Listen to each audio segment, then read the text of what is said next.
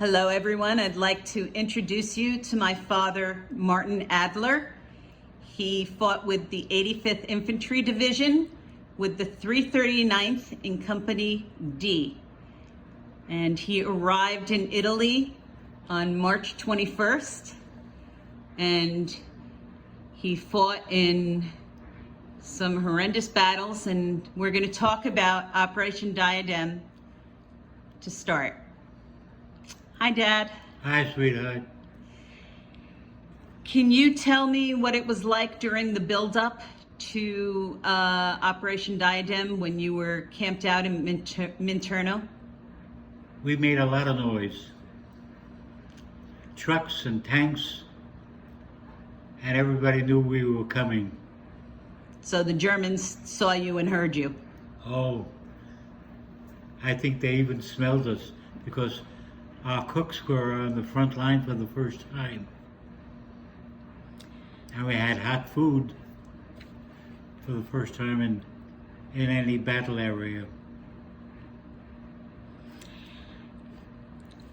And the cooks were withdrawn to the rear. And they cheered as they were leaving. I bet.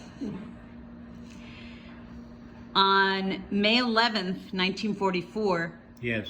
that was Mother's Day. Do you remember? Many mothers lost their son that day. Were you thinking about your mom? I was thinking of staying alive. That's all I can remember. At 2300 hours, 11 p.m.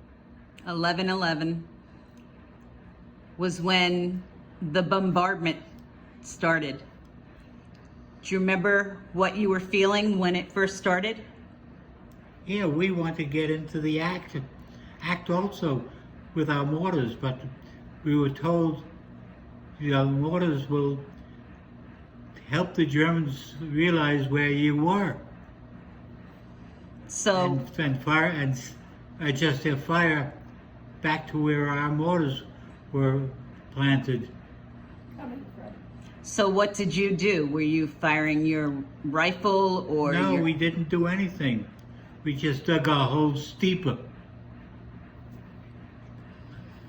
until we struck water.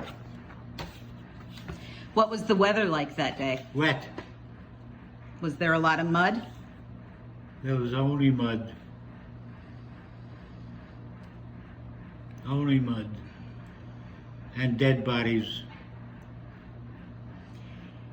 Had you ever seen anything like it when all that firepower at 2300 started? Were you scared? Yes. I don't hesitate to say I was scared shitless.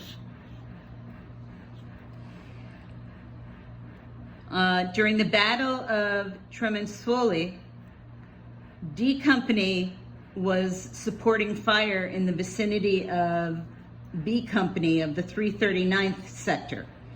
And there was anti-tanks on Highway 7 were ordered to move forward at H hour to protect Highway 7, which was the main route for the tanks. Do you remember seeing that? I only remember it because you're reminding me of it. There were tanks all over. They were moving in every direction. And sometimes you didn't know what the hell was going on. I remember seeing some trucks and tanks destroyed.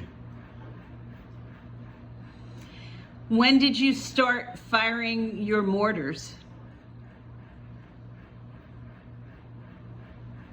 Almost immediately. As soon as we sat down and dug down, we fired mortars because the Germans now knew where the hell we were, and we were trying to counterfire them. Was this the first time you fired mortars in battle on that night? Or had you? I would say no. I'm remembering many nights of firepower by us.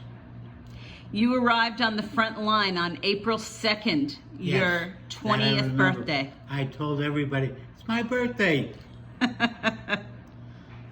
But some guy said, so what? Did you fight on your birthday? Yes. Was that, Bronsky wished me a happy birthday, I think, that day. and he had a fun name from Interno. Do you remember what that was?